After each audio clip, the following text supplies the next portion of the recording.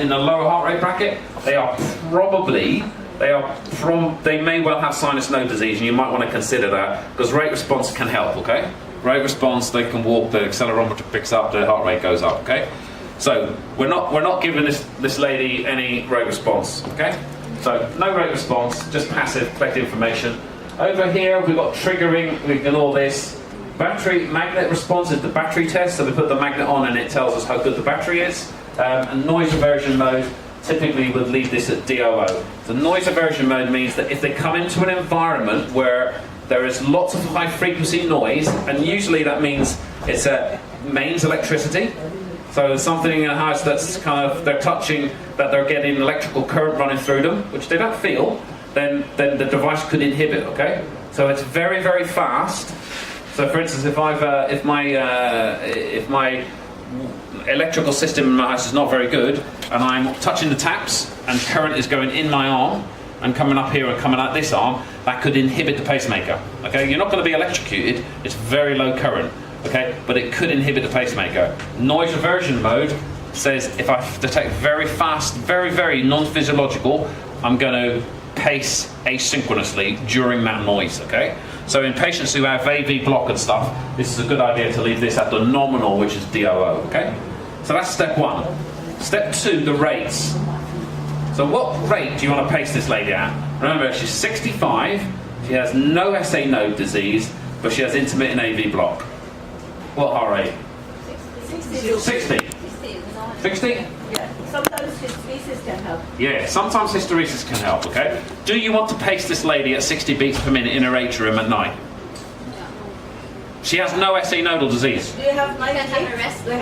We have rest rate, yeah. So we have rest rate. So what rest rate does, this is nice, right? So we put this on 40 maybe. I would do 40, absolutely. So this means that when she sits down in her chair or goes to bed at night, the accelerometer in the device, the thing that gives rate response, says we're not moving. The human is not moving. So make the heart rate go lower, because when the human doesn't move, the human doesn't need fast rates, okay? So it decreases the base rate to 40 beats per minute. Because for sure, this 65-year-old lady will go less than 60 beats per minute at night, right? When she goes to sleep, no, heart rate will go down probably to 50, okay? If we don't do this, we're going to pace her in her atrium at 60 beats per minute, probably 1/3 of her life, because they're asleep for maybe 8 hours, right? So you're going to pace them when you don't need to for 30% of the time. That's a waste of battery, right? Don't do that. They don't need it, and it might not let them sleep very well. So rest rate is really helpful. It will save your battery a little bit, and it will stop delivering inappropriate atrial pacing. Pacing that is not required, okay? So this is a good idea. Rest rate on. Also a good idea is hysteresis. So hysteresis, when there is intrinsic conduction, or when it's not intrinsic, when there is, in a dual chamber device, when there are spontaneous P waves, it lets the heart rate drop. It has a lower band, okay? So it's a different type, it's a new base rate. So we'll maybe put that in at 50, okay?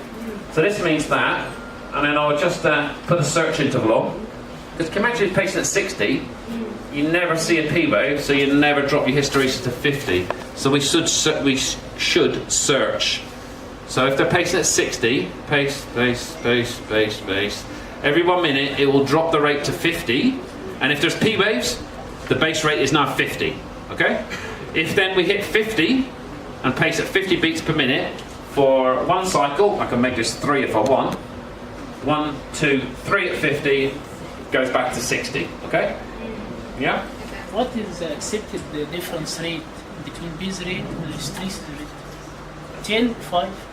Depends on the patient. Depends on the patient. 10 is reasonable. 20 maybe? It depends on the patient. Yeah, you could even do up to 20. Yeah, it depends on the patient. On a patient like this who had good SA node activity, I would maybe even do 20.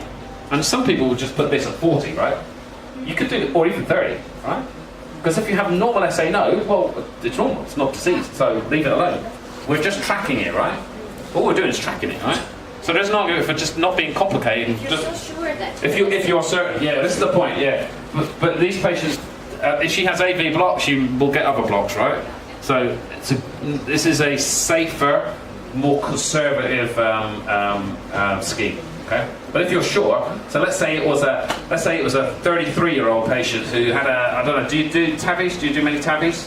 Like sometimes, yeah. So let's say you do a valve and you cut through the AV node accidentally. A surgeon does an aortic valve replacement, cuts the AV node in a young patient who's got rheumatic heart disease. You know what? They've got a normal SA node. So you'd probably be quite comfortable leaving them at 30, right? DGD at 30, right? And then never place their atrium. But there's no problem with the atrium. The problem's with the conduction through the AV node, yeah? Yeah. So we can decide that on the individual. Okay. So this is optimized. I think this will help her. Will reduce atrial pacing burden. Max sensor rate is irrelevant because we don't use the sensor. But the max tracking rate. What are we going to put the max track rate to? So she's 65. She has no coronary artery disease. Zero coronary artery disease. Maximum target rate. We measure her maximum target rate. Yeah. So 65, 220 or 200 minus 65 would be reasonable. So sort of 140-ish, 130, 140, 145 beats per minute. Because when she exercises, she may get back to good, you know, she you know what, she might run, right? She might do, I don't know, she might go to the gym, she might exercise.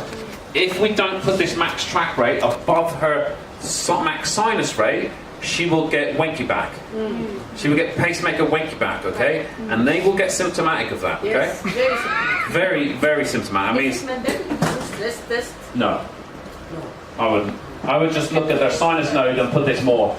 So I would, and this lady. How could you look at the sensor from the passive sensor? From the sensor? Yeah. Well, yeah, we can get an idea of from the diagnostics. We can tell what heart rate she's achieved. So, but for her, I'd go 220 minus 65. So you know, whatever, 150-ish. So let it track up to about 150. I mean, think about most 65-year-olds. They don't get the heart rates much above this number here, right? In normal sinus rhythm. Okay.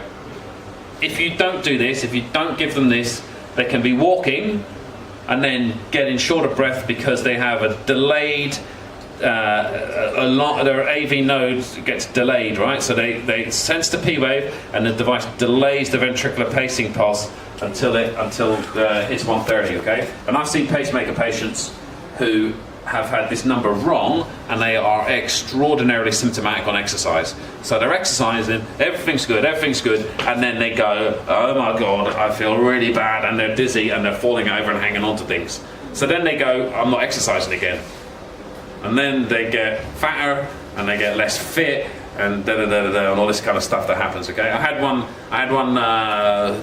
8 weeks ago in a hospital in Yorkshire, in the top part of England, and she was 35 years old. Right, so she's 35 years old. Had a pacemaker put in for what she had it put in for? She had it put in for. Intermittent AV block, but there was quite a lot of AV block was going on, and her max track was left at 120 for 5 years. Okay, so 5 years she's had a max track at 120 because that's what the box came at from the factory.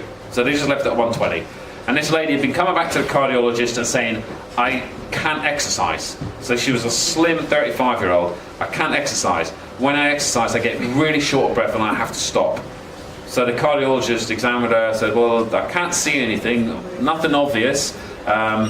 She kept coming back, and everybody in the hospital said, you know, cardiology said, oh, this patient is really difficult. She's really difficult. Because she kept coming back complaining she couldn't exercise. The cardiologist then said to her, well, I mean, it might be something to do with your lungs. So we'll send you for some lung tests. And so the lady's now worried that she's got a lung problem as well as a cardiac problem. She had no problem with her lungs at all. All it was her max track was at 120.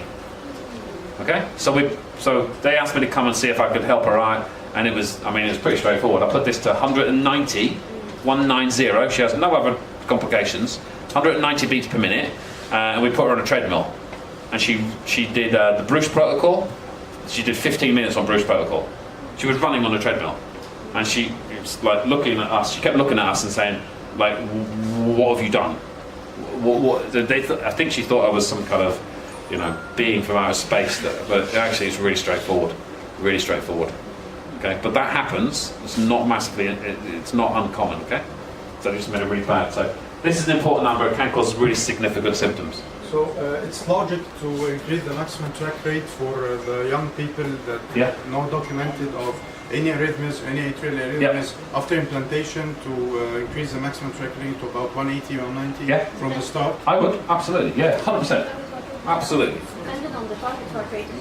Depending on the target heart rate of patient. So if you've got a patient who's got ischemic heart disease, triple vessel disease or whatever, you limit that. You want to be limiting that to probably not much more than 115, 120 beats per minute maximum. That's it. Otherwise, these patients, those patients are being heavily beta blocked anyway, usually. So, they don't typically reach those numbers very much. They're not very active patients. But you're young, fit, no coronary artery disease, and they don't even have to be young. I mean, I've seen patients at like 55 years old who were extraordinarily fit, really fit. They develop AV block for whatever reason, and you need to have them up at 170, 180. Yeah. And sometimes people go, oh my God, you can't go 180. Why not?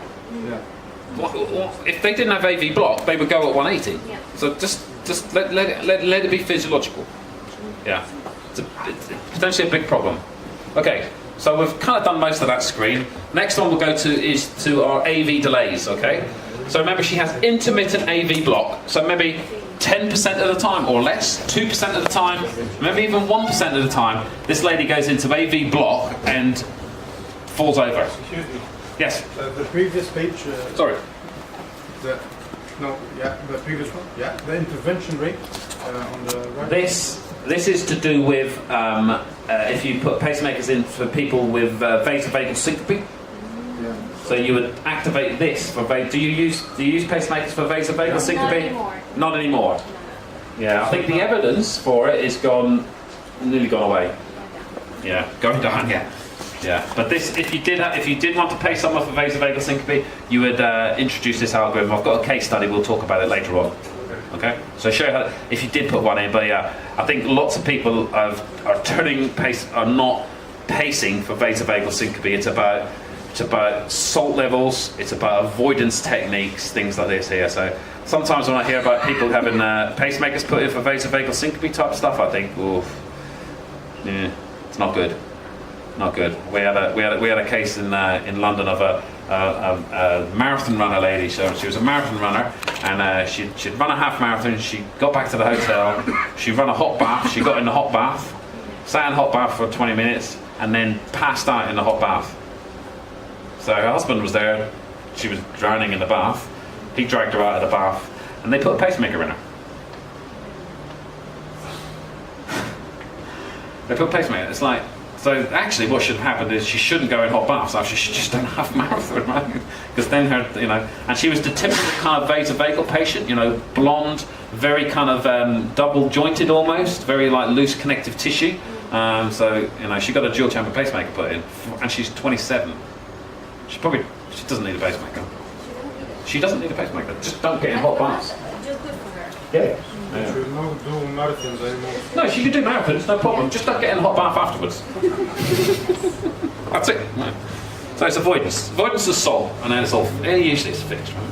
Usually, not always, but sometimes you might do. But I've got a nice case study. Okay. So the recap: AV block, a very intermittent AV block. Okay. Normally she's in sinus rhythm with a reasonably normal PR interval. Okay. What are we going to do with her AV delays? So remembering what an AV delay is for some people, the AV delay is the amount of time the device waits until after it sees a P wave to when it paces the ventricle. You want to increase it? Yes. Why do you want to increase it? Decrease the pacing. To decrease the pacing? Why do you want to decrease the pacing? Lots of questions. Because she doesn't need it. When she doesn't need it. Yeah, well, if you don't need it, don't do it, right? That's a good, right? So if you don't need it, don't do it, right? And also, RV pacing could be, if we pace a lot, it can be bad for certain people. Not all people, but some people, especially if you've got slightly depressed left ventricular ejection fraction, if you RV pace, that becomes a negative outcome. And even people with normal ejection fractions, you can cause problems, okay? So if we don't have to pace the right ventricle, we shouldn't pace the right ventricle because it saves the battery, but more importantly, it prevents the patient from getting potential heart failure symptoms, okay? And AF, right? So there's a RV, lots of RV pacing makes AF more common as well. So it makes AF more common, makes heart failure more common, induces left bundle, and it uses your battery. So let's not do that. So we can either make these fixed and long, okay? So we can program the sensed AV delay. Mostly this lady will be sensing her P-bake. So this is the one that's really important. Or we can use this algorithm here. This is ventricular intrinsic preference. So that means it's promoting intrinsic conduction, okay? And here's the numbers here. So the VIP extension, this is the extension on the AV delay of 200 milliseconds above this, okay? So if we have conduction through the AV node, the operational AV delay will be 350 milliseconds, okay? If I click this panel, I can then make this a little bit more aggressive if I want. I can press this 200, and not in this situation, but in other situations I can make that longer or shorter. And I can also search more frequently. I can search for intrinsic conduction maybe every 30 seconds. So if we're pacing in a ventricle, every 30 seconds it will make the AV delay longer by 200 milliseconds on top of our AV delays, okay? So shortening the searching interval will Lengthen the AV delay. will delay will delay the pacing. It will delay the pacing by 200 milliseconds every 30 seconds for one interval. And if we want to be reasonably aggressive, which in this lady I would be, right? Yeah. So every 30 seconds it will go long for 3 cycles. So it'll go ascends, long, ascends, long, ascends, long. And if all 3 of these are long, if one of these is long, then it will stay out long, okay? And it will promote intrinsic conduction. Okay. So this is 1 out of 3. 1 out of 3, yeah. If it is long, it stays long. Yeah. Sorry, no, it's not. It's not 1 out of 3. In this one here, 3 out of 3 will have to be long. Sorry, this is 3 out of 3. But outside of the search, so maybe at 15 seconds, we see an R wave. So we treat intrinsic conduction, then it will just go long. Okay? So 1 beat outside of a search, 3 beats in a search. Okay? What is the difference between increasing the VIP extension and increasing the original sensed AV delay? What's the difference? Yeah, good question. So the question is, what is the difference between making this longer or, well, so I've got a maximum of 350 here, right? So why don't I just do this? Yeah. Why not? Well, Let's just well, I can get 325, right? So 325. Why not just do this? You can do this, right? Let's push this up higher. I can't go any higher. So we're at 325. Let's turn that off for a second. So I could just go very long AV delays, right?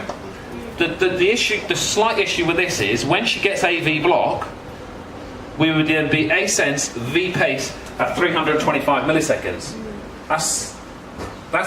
That's pacemaker syndrome, right? And it will also affect the maximum tracking rate. And it will affect the max tracking rate, absolutely. The max track will be drawn down. You can see the 2-to-1 block rate is now 134. He's clever, right? Did you train him? He's my student. Your student, yeah. And he's not polluted. So, yeah, absolutely. If you go very long AV delays, a fixed long AV delay, you've got very long first-degree AV block, right? Which can induce heart failure symptoms, okay? So in this situation, if we did that, when we paced, we would have a ton of mitral regurg. We'd have mitral regurgitation, tricuspid regurgitation, patient might not feel great, okay? So the idea of VIP is when they pace, they get more physiological AV delays, okay? When they have intrinsic, we let it go, okay? Okay? What I know clinically, if you have a patient with intermittent complete heart block, it's not recommended to keep the VIP on. Is it right? For intermittent, for intermittent AV block, I would use it. Yeah, no, absolutely, absolutely, 100%. That's Keep it on. yeah, absolutely. I would keep VIP on in a patient with intermittent AV block. If they go permanent, turn it off. Of course. You Go don't- permanent, turn off. But the intermittent AV block, I would have this on. Absolutely. Yeah, 100%. That's primarily what it's designed for. So what is the optimum AV sensed AV delay? Who knows? Probably, so the HRS gives a little bit of guidance on this a couple of years ago, and it's probably, if you go over 280 milliseconds, 280-ish, 300, then it starts to, the curve turns this way here, okay? So then you're probably better doing short, physiological AV delays. But I've noticed that all companies give 150, 180. Yeah. Yeah, and, or based on research or So the 150, 200 nominal is based on an average of kind of PR intervals, right? So will I accept these numbers? Probably. No, I wouldn't. And I'll just program this in, and I'll show you an algorithm. We have an algorithm that can potentially give you close to the best possible AV PR interval or AV delay. So if I go to the front screen here, there's an algorithm down the bottom here. It's quite hard to see, called QuickOpt. So QuickOpt measures the P-wave duration. Okay, so you can move. So and this is on dual chamber devices as well, right? So if you know how long your P-wave is, then you probably know what a physiological AV delay should be, right? Because if your P-wave is 100, you probably don't want to be pacing much before 100, right? Or if your PR interval, your P-wave is, say, 140, and you pace at 150, that's too short. PR interval. The actual P-wave. So measure P-wave duration. P-wave duration, yeah. So we measure how wide the P-wave is automatically. How come this is intracardiac? Yeah, it's clever. It goes unipolar. It goes into unipolar mode and measures from the tip to the can, and we can see left atrial activity. Oh, That's clever, right? that's very. That's clever, right? So then you can measure intracardiac your P-wave duration. So if you know your P-wave, if you do that, right, you know, we all know, right? The P-wave ends, and then a little flat bit, and then the R-wave happens, right? Right? Because that's physiological. That's genetically physiological, right? So if we know the P-wave from the device, we know that we shouldn't pace shorter than the P-wave. Yeah, we should. So if the P-wave is 140, it's unusual. If it's 140 and we pace at 150, there's not enough time for atrial kick. Yes. The atrial kick will be cut off, right? So we delay it a little bit later, okay? But How much? Quick off? 14 milliseconds, 40 milliseconds, 8 milliseconds? it depends on how wide the P-wave is. It depends how wide the P-wave is. If the P-wave is very short, it's 60 milliseconds. If it's over 100 milliseconds, it's 40. And that probably gives time for kick. Yeah. So we can get an optimal. We can kind of get an optimal AV or close to an optimal AV using QuickOpt. So what you could program then is this number here from the QuickOpt, and then this number extending out to maybe 300. Okay. So then if they go over sort of 280, 290, we give physiological AV nodal, physiological dual chamber pacing. This is an argument that you know, yeah. Okay. Happy with that? Down at the bottom, this is don't press this button unless you want to get pacing all the time. Negative AV hysteresis. Yeah. This sometimes we use for patients with hypertrophic obstructive cardiomyopathy, Yes. where we want to send the septum the wrong way. Is it indicated in his bundle tracing? Negative AV hysteresis. Not normally, no. So Abbott I mean, you can use our device for his bundle, yeah, no problem. But we're bringing some new catheters and leads, or new catheters, maybe in June next year. So we're coming with that. Until then, we kind of are holding back a little bit on here. So you're doing a lot of hiss? Okay. Are you doing a lot of hiss? No. No. I did once. Okay.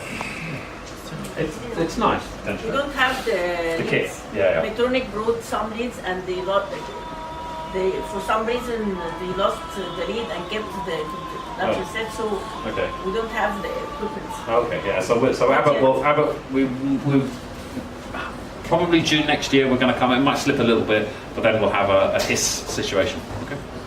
So come off the screen, and then we'll next go into capture and sense. This is where we can turn on things like auto capture. We go back to Yeah. the AV delay. How about the rate responsive delay? Do you Oh, always sorry. program it on? Yeah. The default is medium. Okay. So the default is medium, and this is. This is in case the patient is 100% paced. Yeah, basically. And the device will shorten the AV delay because that's physiological as the rate increases. One thing to remember, or one thing to know, is that once you go over 110 beats per minute, VIP off. Okay. Okay, so once you go 110, VIP comes off. Okay, 110 beat per minute. 110 beats per minute. Yeah. So VIP deactivates at 110. That's so we can keep tracking rate good. Okay, because if we had very long AV delays, at 110, then max track comes down, and that has a different effect. So there has to be a balance. And most patients, most of the time, spend under 110, right? That if they're only if they're exercising will they go above. And normally, if they haven't got significant AV nodal disease, their PR interval will shorten. Okay, so they will always beat this number anyway. Usually. Usually program the rate responsibility delay with the PRP. Yeah, you can do. You can do. Yeah. But you don't have to. I mean, you don't have. You never. Yeah. I mean, in full-on AV block, 100% program it on. Yeah. It's normally on medium. Yeah. In your patients with intermittent AV block, kind of depends how intermittent they are. So yeah, I mean, it'll be on or off depending on. Sometimes the histogram says pacing and it is pseudo-fusion. How Yes. can you differentiate? Yeah, that's difficult. Yeah, that's tricky. Just on an ECG. Yes. You can't tell from the diagnostics, the device won't tell you, yeah. It's a challenge. So yeah, when we look at our AV delays, we have a diagnostic. I'll just run through the diagnostic. There's a diagnostic page. If I go to diagnostics and conduction, we can then see what the patient's PR interval is. So we can have maybe a whole year of PR intervals. So then so see here, we can see this is the sensed, this is sensing, and it's just outside, it's well outside our sensed AV delay, yeah? So we know we're unlikely to be getting fusion here if we're sensing, yeah? Because it's far away from our sensed AV delay. So this graph here might give you an idea that there could possibly be fusion going on, and you may need to extend out the AV delay a little bit more, okay? This conduction graph, so it's under conduction and then your AV intervals. Okay. In this histogram, the V sense, A sense interval less than 80 milliseconds, 0. Yeah. What does this mean? So this gives you an idea as to whether there is far field R waves. So if you have a V sense and then an A sense very close, like within 80 milliseconds, it might mean that there's far field R waves happening. Okay, it might mean that you're sensing the ventricular lead on the atrial channel, which is not uncommon. Okay, so if this number is big, you'd want to just look at your atrial electrogram and make sure there's no far field signals going on. Yeah, this is a useful diagnostic here. Okay. And remember, when you're looking at the electrograms here, it's the A sense amplifier and the V sense amplifier that the device is using to sense things. So never make this. I have a question, please. In this histogram, the electrogram up here, yes, the running one. This one? We choose. No. Oh. I mean the. Oh, sorry. Here. Oh, this. Yeah. Sorry, this. Yeah. Okay. We choose from this icon, this one, these signals. V sense, amplitude, bipolar. Yeah. Does it make a difference in interpretation? Yeah. Yes, very much so. If I go to parameters, episode settings, so under episode settings, this is where you can store an intracardiac electrogram. Okay. So if there's a VT or an AF or something like this, the device will store these two electrograms, the A sense amplifier and the V sense amplifier, and this is what the device is using to sense. Okay. Yeah. So if you change these, if you make these, I don't know, bipolar A and bipolar V, these are fake signals. They're not fake signals. They're just not what the device is using. So if there's noise on the ventricular lead and you send me this, I'm not sure what it is, because this is not what the device uses to sense. Okay, it uses the sense amplifier. So I would prefer, A sense amp, V sense amp as the stored electrogram all the time. Yeah, don't send me bipolar. I don't want to see bipolar. It's fake. It's fake news, right? It's not real stuff. Yeah. Okay, where were we? Parameters. Ready. This is where we can put auto capture on. So auto capture is just on or off. I'll just run a quick threshold. It should work. This demo's device. So if I do a ventricular threshold, so I'll just show you what happens. So I'm running a threshold in auto capture mode. Okay. If I hit start test, the device will then automatically detect loss of capture. So you don't even have to look at the screen. The patient has no underlying rhythm, and you can press the button and go and get a coffee. I wouldn't advise it, but... So this is the point where it loses capture. So we'll freeze that. I'll go back and freeze that in a sec. So if I freeze that, and I go back. So here we see the threshold.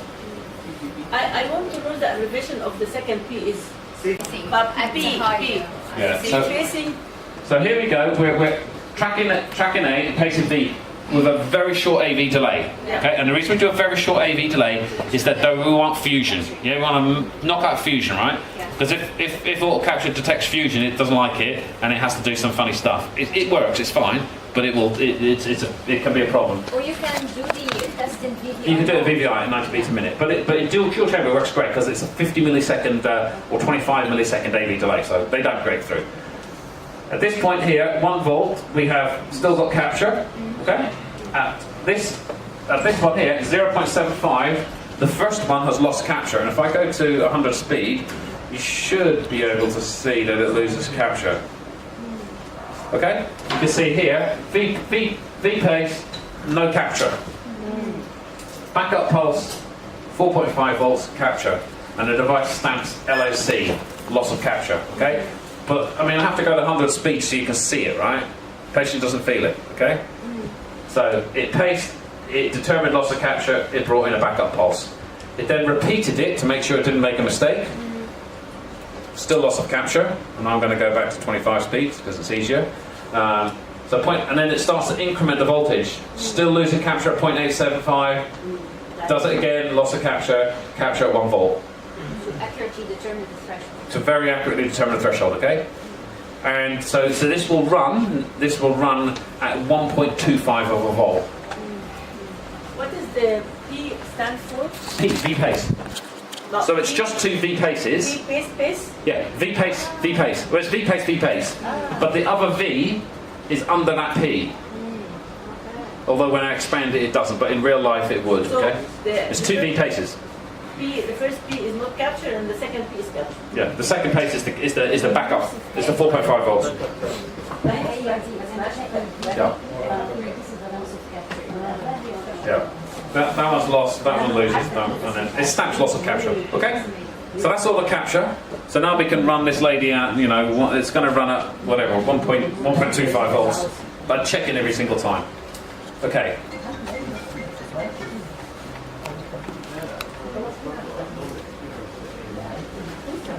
Just checking time. Okay. What did I forget on my list there? Most of it. Yeah.